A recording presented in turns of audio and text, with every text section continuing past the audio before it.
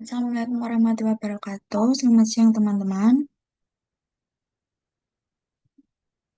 Karena sudah lebih eh, jam 1 lebih 14 menit, kita mulai saja.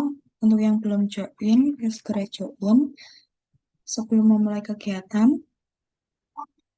berdoa dimulai. Berdoa selesai. Selanjutnya saya serahkan ke kelompok 4 untuk presentasi segera dipersiapkan ya.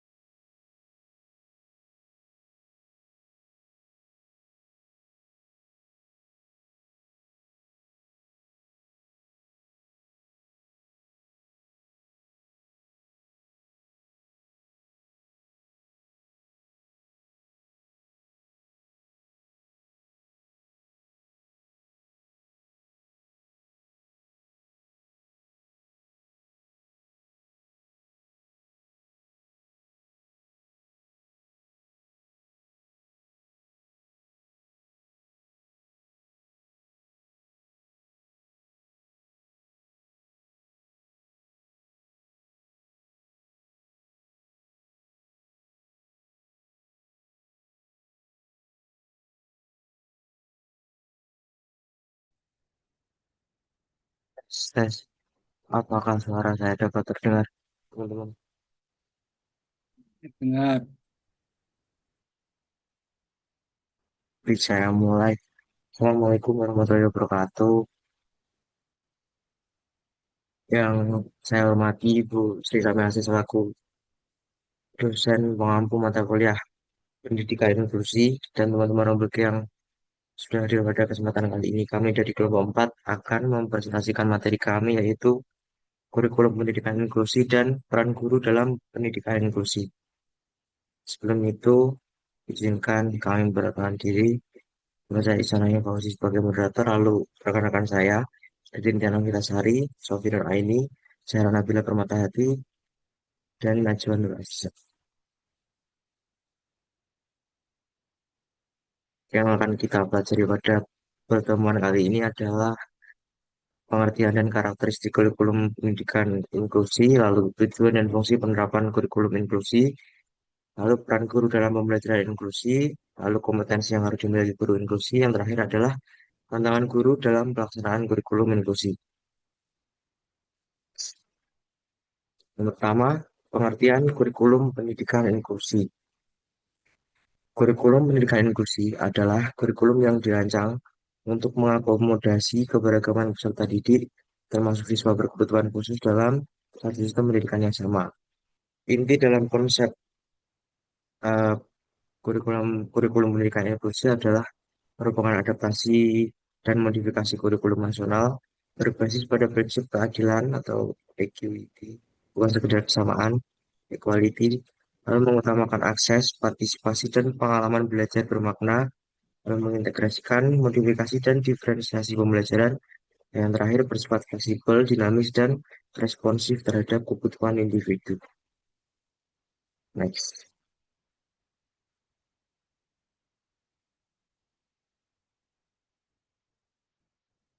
Lalu untuk karakteristik kurikulum pendidikan inklusi tersendiri, dari lima yaitu fleksibel dan adaptif.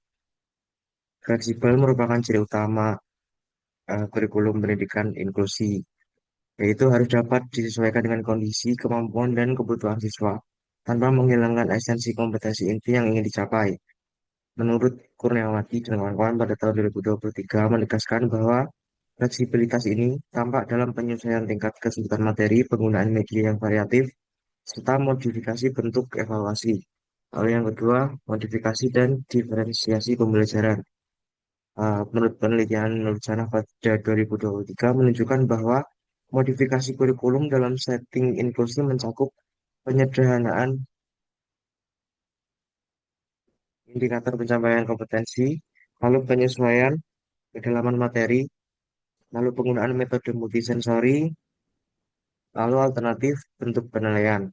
Diferensiasi pembelajaran memungkinkan guru memberikan variasi konten, proses, produk, dan lingkungan belajar sehingga siswa dengan hambatan kognitif, fisik, atau sosial tetap dapat berpartisipasi optimal.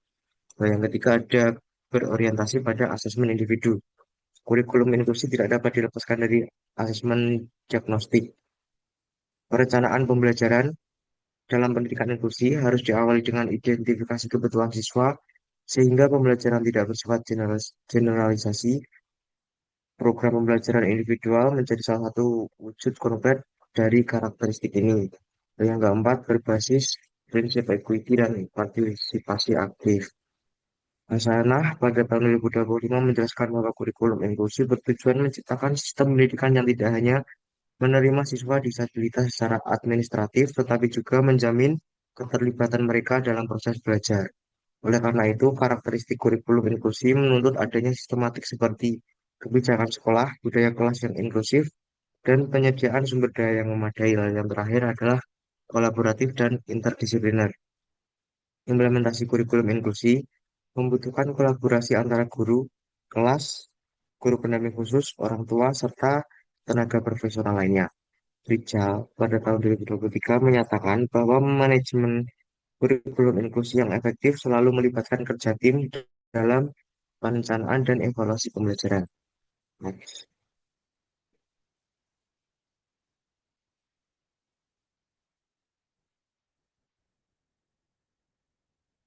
Untuk materi yang selanjutnya akan disampaikan oleh rekan saya bisa.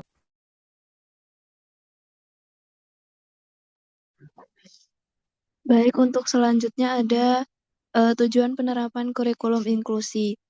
Jadi, pendidikan inklusi itu merupakan salah satu pendekatan pembelajaran yang memberikan kesempatan yang sama kepada semua peserta didik, termasuk peserta didik dengan kebutuhan khusus tanpa memandang latar belakang, kondisi, dan karakter mereka.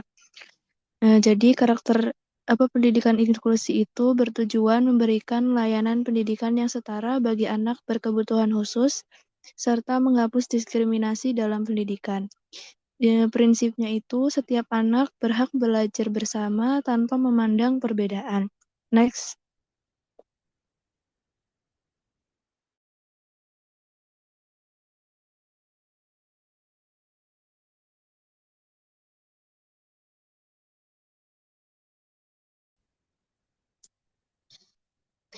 Selanjutnya ada fungsi penerapan kurikulum pendidikan inklusi.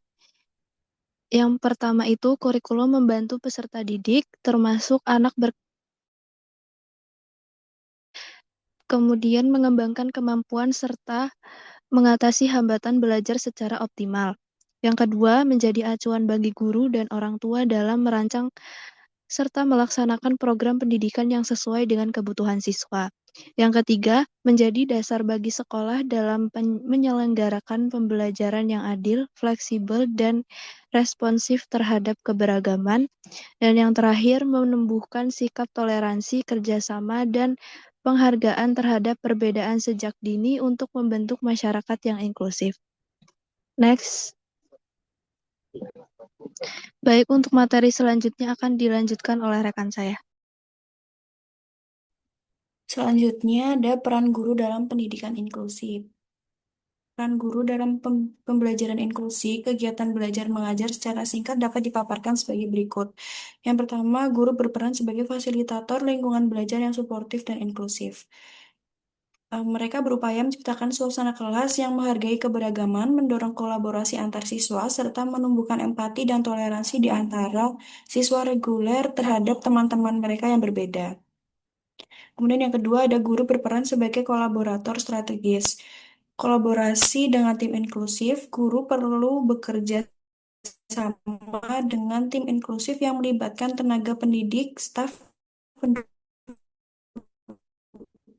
dan spesialis. Mereka bekerja sama dengan berbagai pihak termasuk tim inklusif untuk memastikan dukungan yang konsisten dan terintegrasi bagi siswa baik di sekolah maupun di rumah.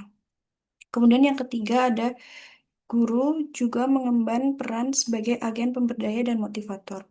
Mereka berupaya keras membangun kepercayaan diri dan memicu semangat belajar siswa, terutama bagi mereka yang mungkin menghadapi stigma dan kesulitan belajar. Dengan mengakui dan merayakan setiap kemajuan, sekecil apapun, guru membantu siswa mengembangkan ketahanan dan motivasi intrinsik untuk terus belajar dan berpartisipasi aktif dalam komunitas sekolah.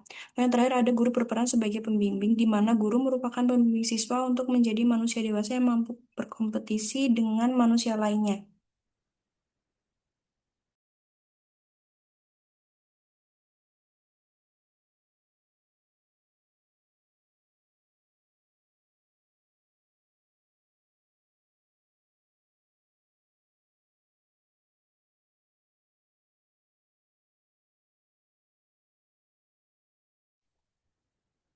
Selanjutnya ada kompetensi yang harus dimiliki guru inklusi.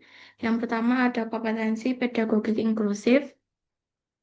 Guru harus mampu memahami karakteristik siswa yang beragam serta merancang pembelajaran diferensiatif. Kemampuan ini membantu proses belajar tetap efektif bagi semua siswa.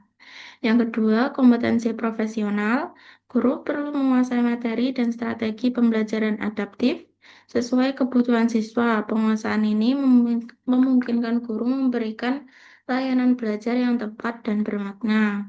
Yang ketiga, kompetensi sosial dan kolaboratif.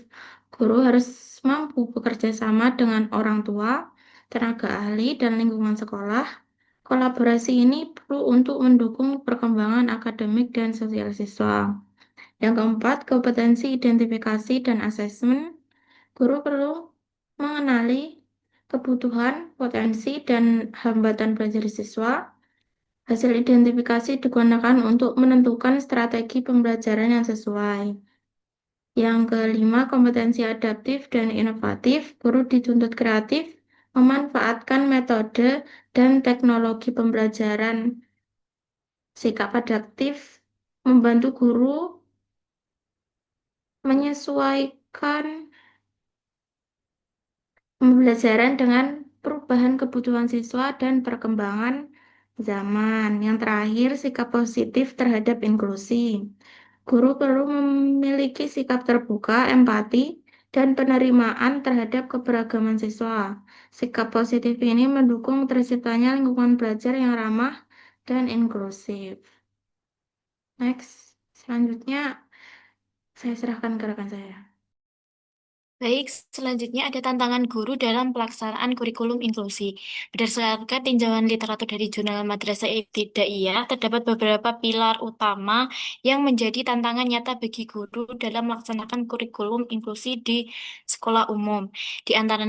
Di antaranya yang pertama kompetensi pedagogik dan profesional yang belum adaptif, yaitu identifikasi dan asesmen. Jadi guru sering kali kesulitan melakukan identifikasi awal untuk menentukan jenis hambatan yang dimiliki siswa. Selanjutnya, penguasaan strategi pembelajaran khusus, di mana guru dituntut untuk menguasai berbagai metode seperti metode multisensori yang jarang dipelajari dalam pendidikan guru. Yang kedua, ada kompleksitas, modifikasi, dan diferensi kurikulum. Modifikasi materi, yaitu guru harus menyederhanakan indikator pencapaian kompetensi tanpa menghilangkan esensi pembelajaran. Yang selanjutnya ada sistem evaluasi, di mana guru sering bingung dalam menentukan standar penilaian. Next.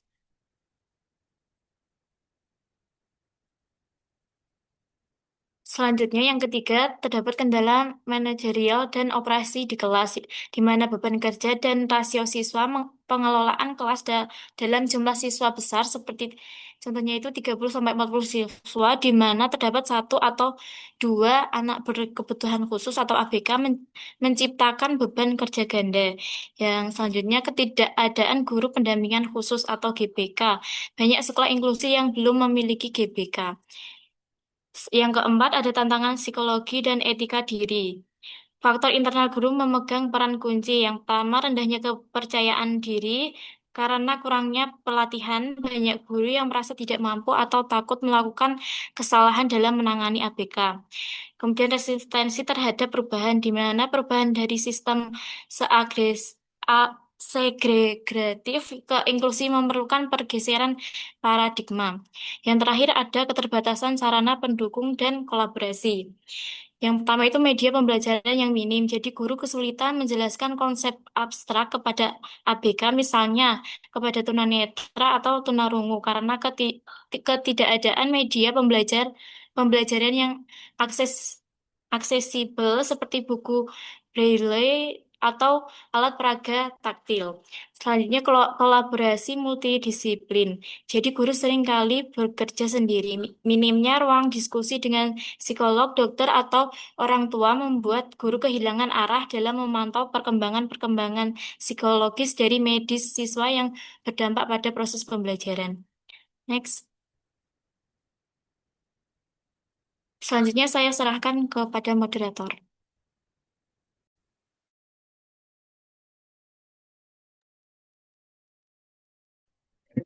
Itu selanjutnya nah pemaparan dari sudah terlaksana adalah sesuai dengan yang di grup, yaitu saya jawab dua termin. Kalau termin satu adalah bahan utama, lalu yang termin kedua adalah bahan umum. Untuk kelompok membahas utama akan dipimpin oleh penyaji. Apakah seperti itu, Mbak Bilkis?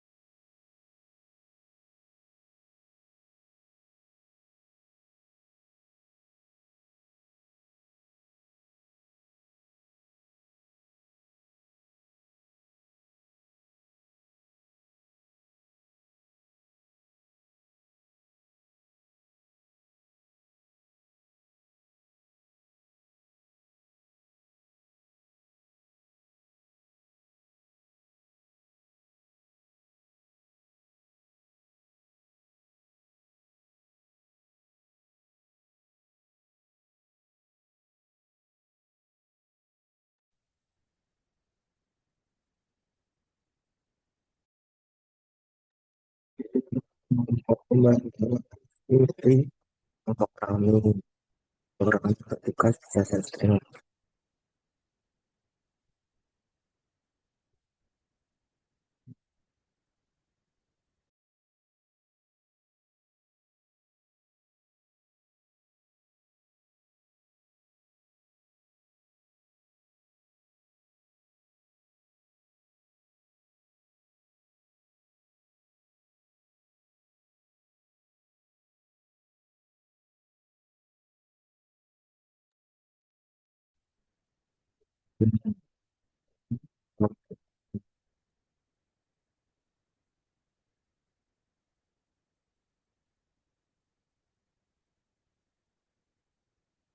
di untuk membahas sama adalah kelompok dua.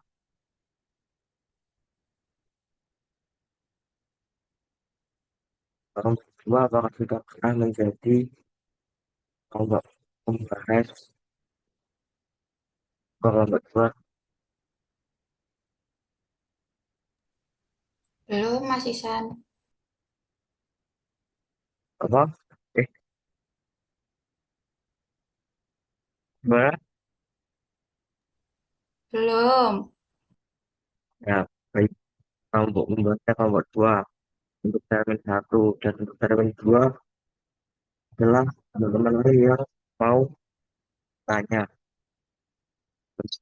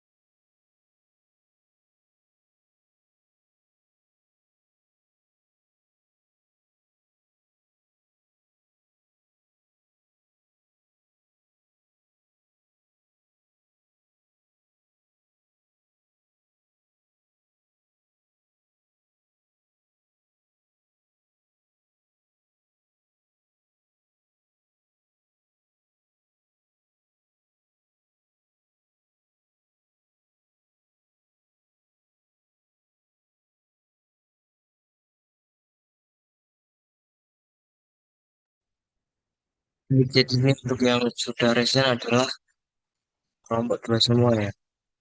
Mungkin bisa menyampaikan pertanyaannya dari materi kita, silakan. Baik, terima kasih atas kesempatannya. Sebelumnya perkenalkan saya Trisinta Waningerum dengan NIM 230105038. Saya izin menyampaikan pertanyaan. Jadi pertanyaan saya, apa strategi yang bisa dilakukan agar siswa reguler bisa menerima dan menghargai teman ABK yang ada di kelasnya? Terima kasih. Terima kasih atas pertanyaannya. Selanjutnya, eh, Bidang siswa adalah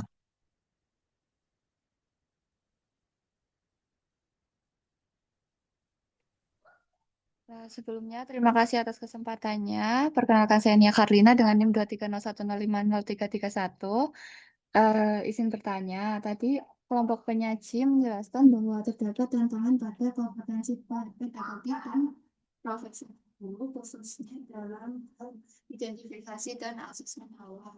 Dan jika guru belum mampu melakukan asesmen secara tepat, haji sejauh mana kurikulum inklusi masih bisa dikatakan berjalan efektif. Bagaimana? Apakah pertanyaannya dapat diterima? sekali lagi tadi saya berikan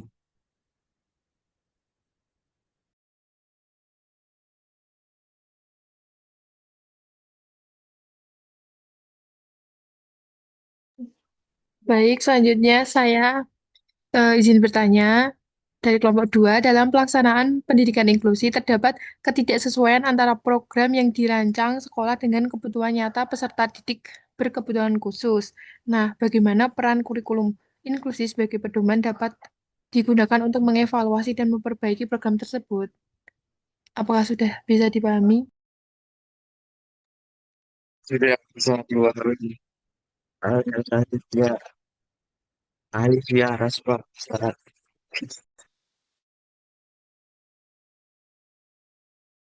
Baik, terima kasih atas kesempatannya. Sebelumnya perkenalkan, nama saya Alivia Rasma, perwakilan dari kelompok 2. Jadi pertanyaan saya yaitu jika pada kenyataannya banyak sekolah belum memiliki guru pendamping khusus dan fasilitas yang memadai, apakah penerapan kurikulum pendidikan inklusi tetap dapat dikatakan efektif? Apakah pertanyaan saya dapat dipahami? dievaluasi. Yang selanjutnya kritis. Baik, terima kasih atas kesempatannya. Sebelumnya perkenalkan, Tabligis Aulia Devia dengan NIM 23010503111. Jadi pertanyaannya, jika seorang guru telah mencoba menerapkan pembelajaran di kelas inklusi, namun masih menggunakan metode yang sama untuk semua murid, akibatnya murid ABK kesulitan mengikuti pembelajaran, sedangkan murid reguler merasa pembelajaran terlalu mudah atau kurang menantang. Bagaimana cara seorang guru menerapkan pembelajaran diferensiasi agar kebutuhan semua murid dapat terpenuhi? Terima kasih. Baik, yang terakhir satu recap.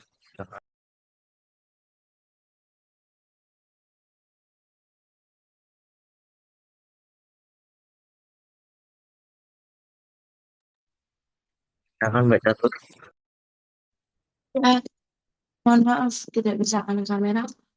Sebelumnya perkenalkan nama saya Tafiar ini dari kelompok 2. Saya izin bertanya, yaitu mengapa kolaborasi antara guru, orang tua, dan tenaga ahli sangat penting dalam pendidikan inklusif? Terima kasih. Terima kasih.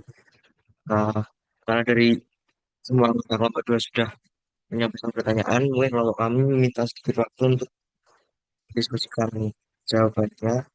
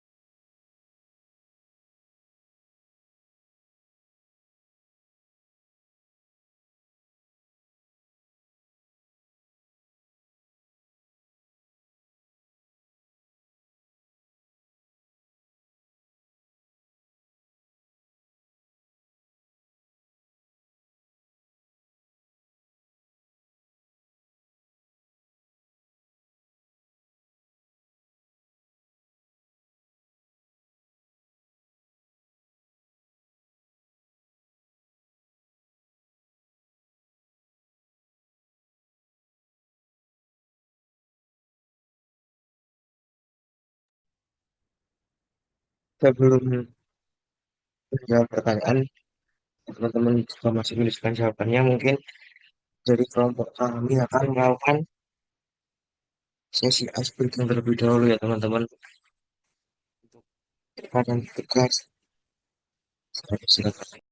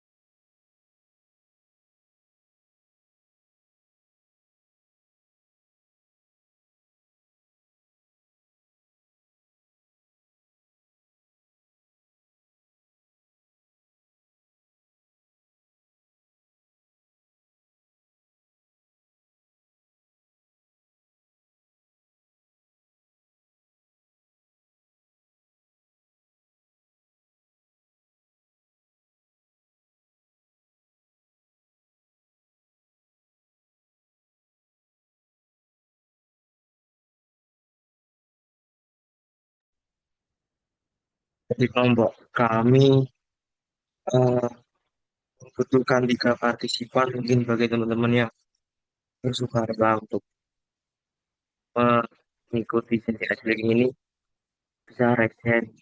Kalau enggak mungkin nanti saya tunjuk aja.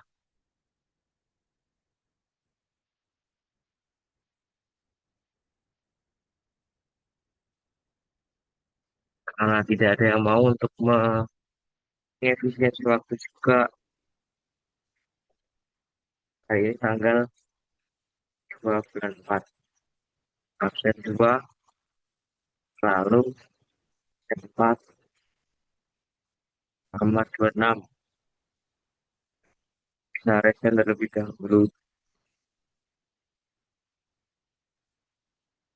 Karena total 26 dari kelompok penyaji, jadi 20 jam. 24, 20. Nyaris yang dulu teman-teman.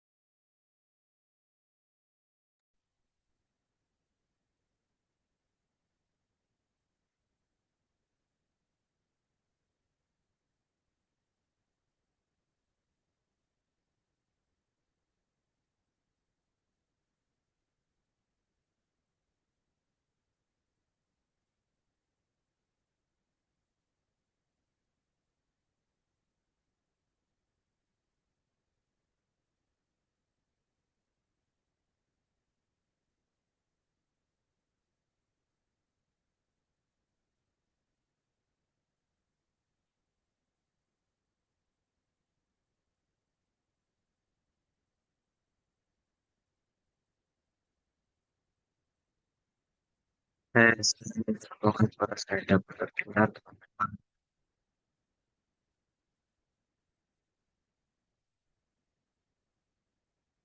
Untuk saya juga baru baru 15 bisa resign untuk ikut di Breaking Club kami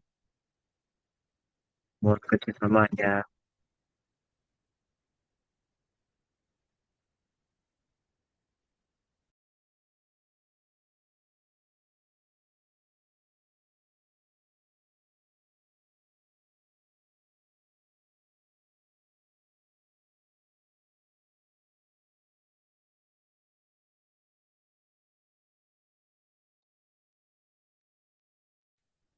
Dan saya kedua apakah saya dapat kerjanya.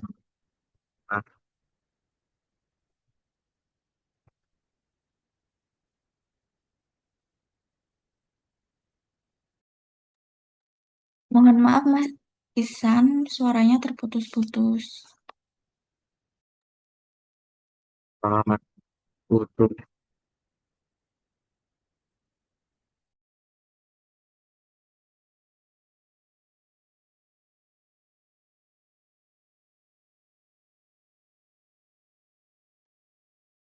Mungkin bisa untuk rekan sekelompoknya dibantu dulu.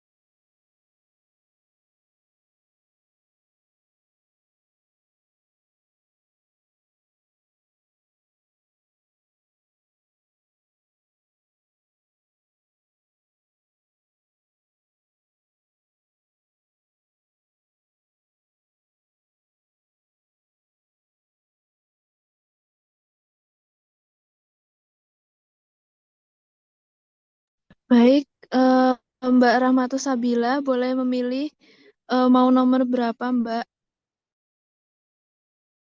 Mulai aja ya. Nomor 2.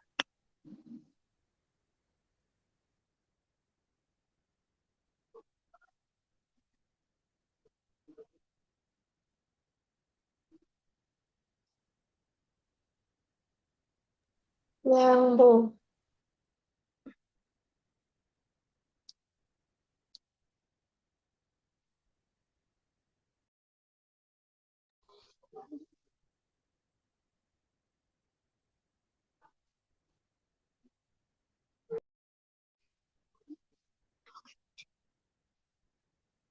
Baik, untuk selanjutnya Mas Romadoni, milih nomor berapa? Nomor 4, Mbak. Oke, nomor 4.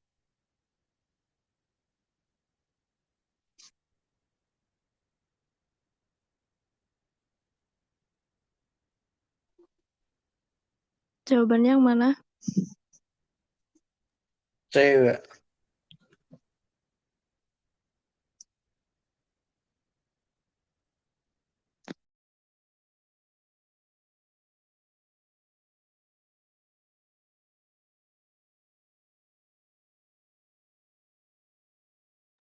Oke, yang terakhir untuk Mbak Siva bisa memilih untuk mau nomor berapa? Nomor 1.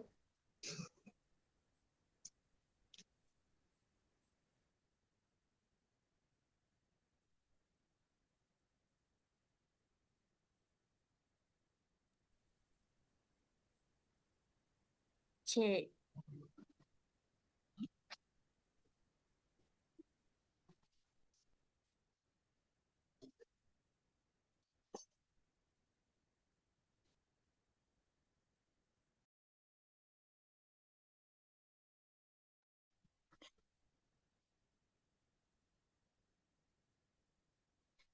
Baik, karena sesi ice breaking sudah selesai, selanjutnya kita akan menjawab pertanyaan dari teman-teman. Untuk teman-teman yang bertugas, saya persilahkan.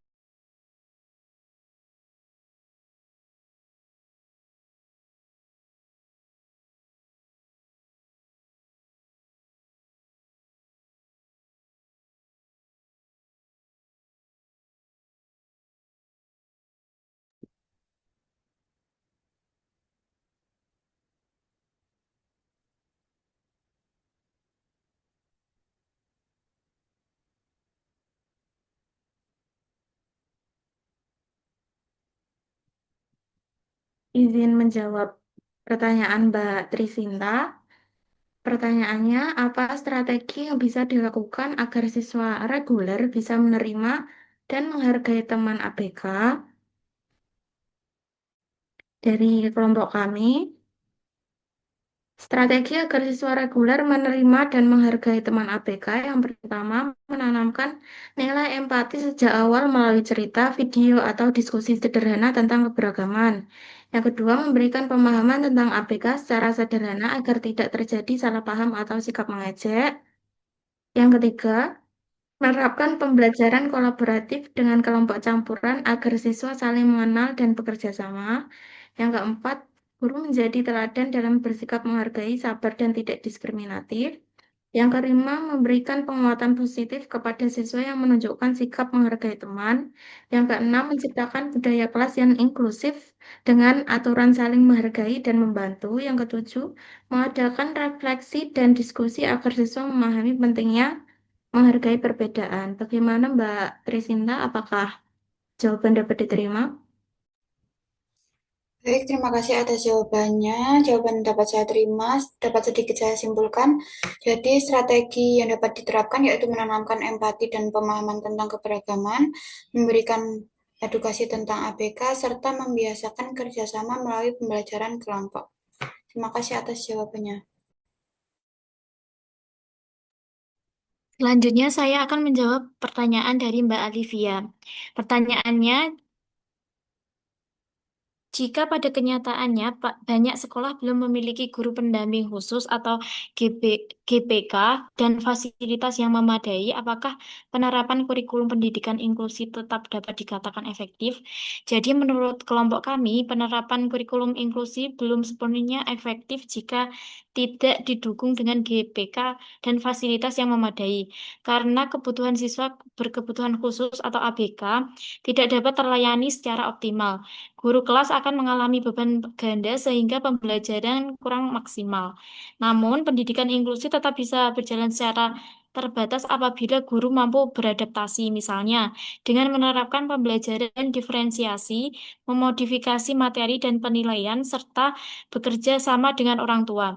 Jadi, efektivitasnya belum maksimal tetapi masih dapat diupayakan. Bagaimana, Mbak Alivia? Apakah jawaban kelompok kami dapat diterima? Baik, jawaban dapat diterima. Sedikit yang dapat saya simpulkan yaitu penerapan kurikulum inklusi belum sepenuhnya efektif tanpa GPK dan fasilitas memadai karena kebutuhan ABK tidak terlayani secara optimal. Namun tetap bisa berjalan secara terbatas jika guru melakukan adaptasi seperti pembelajaran diferensiasi, modifikasi materi, dan kolaborasi dengan orang tua. Terima kasih. Baik, selanjutnya saya akan menjawab pertanyaan dari Mbak Caturita. Jadi tadi pertanyaannya, mengapa kolaborasi antara guru, orang tua, dan tenaga ahli sangat penting dalam pendidikan inklusi? Jawaban dari kelompok kami, kolaborasi antara guru, orang tua, dan tenaga ahli sangat penting dalam pendidikan inklusi karena setiap pihak memiliki peran yang saling melengkapi dalam mendukung perkembangan siswa, khususnya anak kebutuhan khusus ABK. Jadi yang pertama itu memahami kebutuhan siswa secara menyeluruh. Guru hanya melihat siswa di lingkungan sekolah, sedangkan orang tua memahami kondisi anak di rumah. Kemudian yang kedua itu menyusun program pembelajaran yang tepat. Yang ketiga, meningkatkan konsistensi pendidikan. Yang keempat, mengatasi kesulitan belajar secara optimal. Yang kelima, mendukung perkembangan sosial dan emosional siswa. Dan yang keenam, meningkatkan keberhasilan pendidikan inklusi. Bagaimana Mbak Caturita, apakah jawaban dari kelompok kami dapat diterima? Baik, terima kasih atas jawabannya. Sedikit saya simpulkan, kolaborasi antara guru, orang tua, dan tenaga ahli itu sangat penting karena membantu memahami kebutuhan siswa secara menyeluruh, menyusun pembelajaran yang tepat, serta memberikan dukungan yang konsisten. Ya, terima kasih.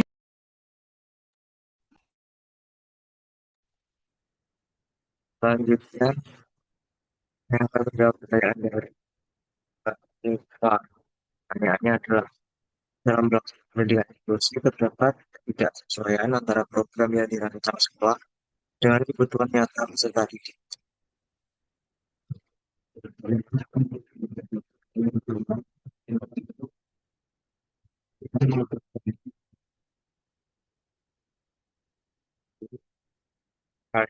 Belum disebut sebagai pedoman.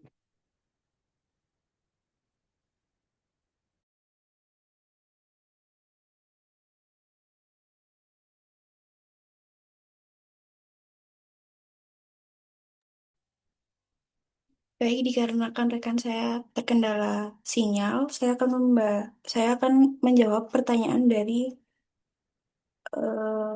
Nisfa. Pertanyaannya, dalam pelaksanaan pendidikan inklusi terdapat ketidaksesuaian antara program yang dirancang sekolah dengan kebutuhan nyata peserta didik berkebutuhan khusus.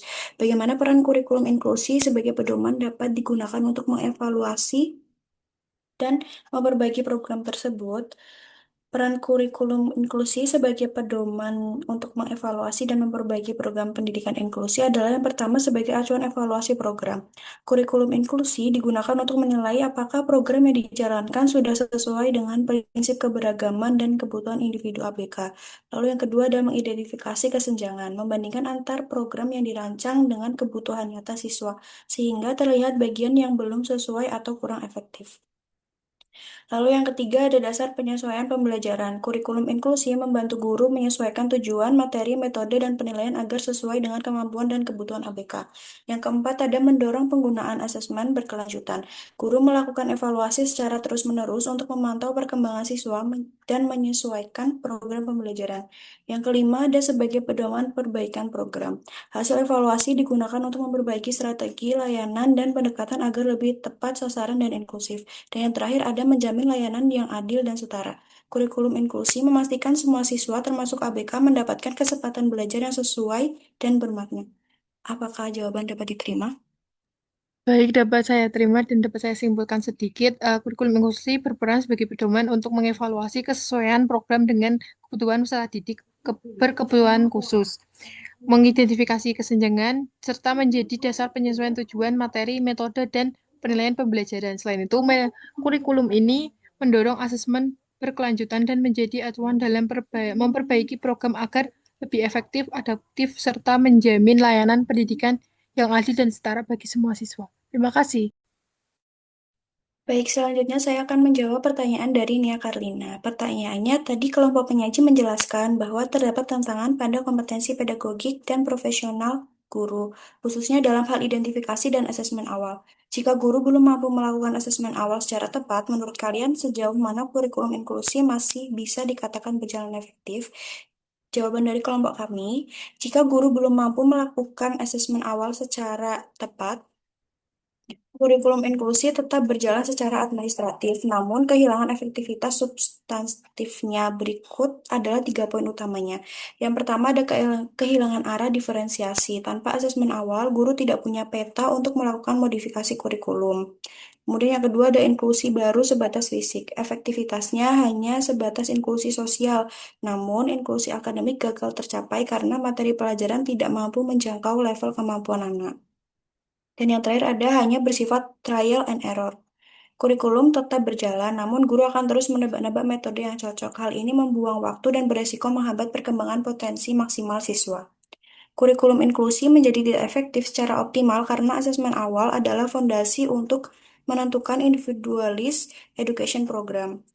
Tanpa itu, kurikulum inklusi hanyalah formalitas belaka. Apakah jawaban dari kelompok kami dapat diterima? Baik, dapat saya simpulkan sedikit bahwa kurikulum inklusi tetap dapat berjalan secara administratif meskipun tanpa asesmen awal yang tepat, tapi tidak efektif secara substansial. Terima kasih.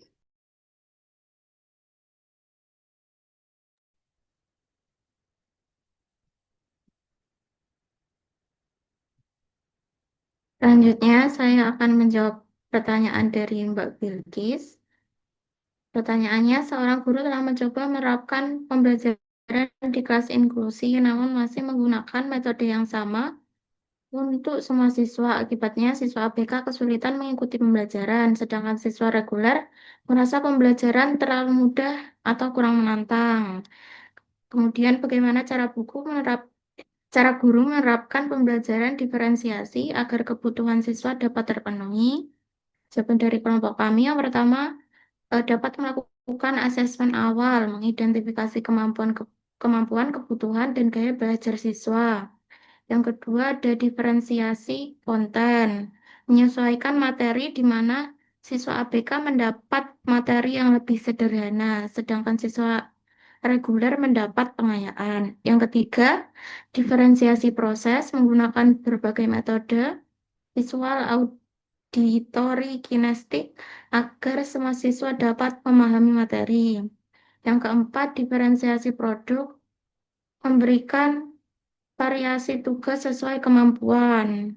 Yang kelima, pengelompokan fleksibel, mengatur kelompok secara heterogen atau berdasarkan kemampuan agar siswa bisa saling membantu. Yang keenam, pendampingan khusus, memberi bimbingan tambahan dan waktu bagi ABK. Yang ketujuh, pengelolaan kelas fleksibel, menyesuaikan tempo dan aktivitas pembelajaran agar semua siswa tetap terlibat. Bagaimana Mbak Bilkis? Apakah jawabannya dapat diterima? Dapat diterima dan sedikit saya simpulkan. Pembelajaran diferensiasi dilakukan dengan menyesuaikan materi, proses, dan hasil belajar, sehingga semua siswa, baik ABK maupun reguler, dapat belajar secara optimal sesuai kebutuhannya. Terima kasih. Terima kasih kembali. Baik, untuk selanjutnya ada termin 2. Adakah yang ingin bertanya?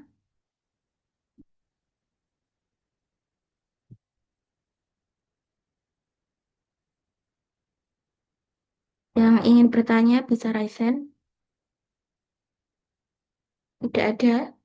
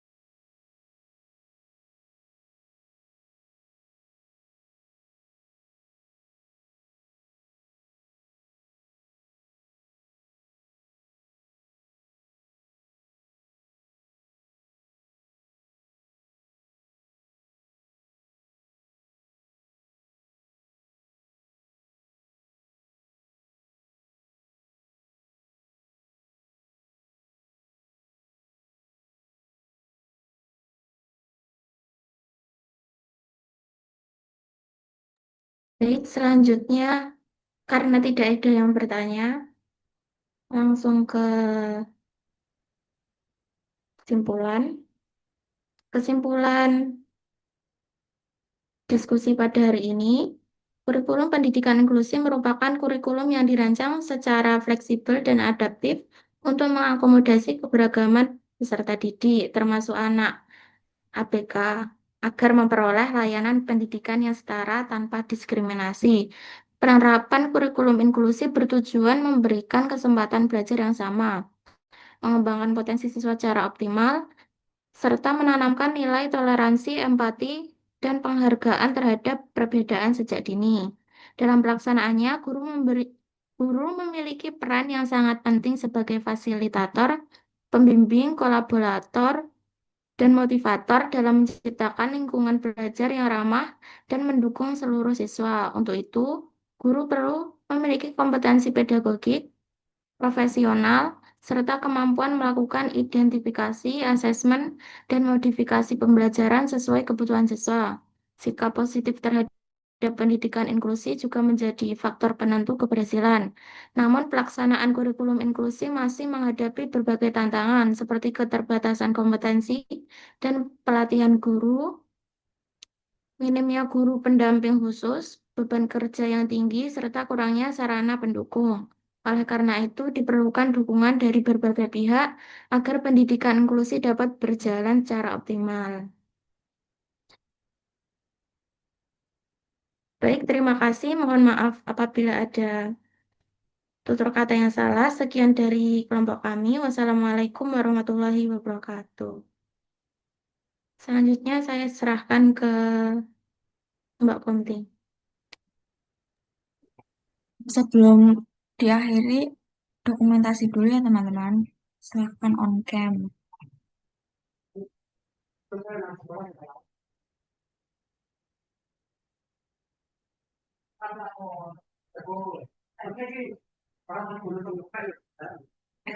Slide 1, 2, 3. Slide 2, 1, 2, 3. Karena pembelajaran hari ini sudah selesai, terima kasih atas partisipasinya. Sekian, terima kasih. Bisa live.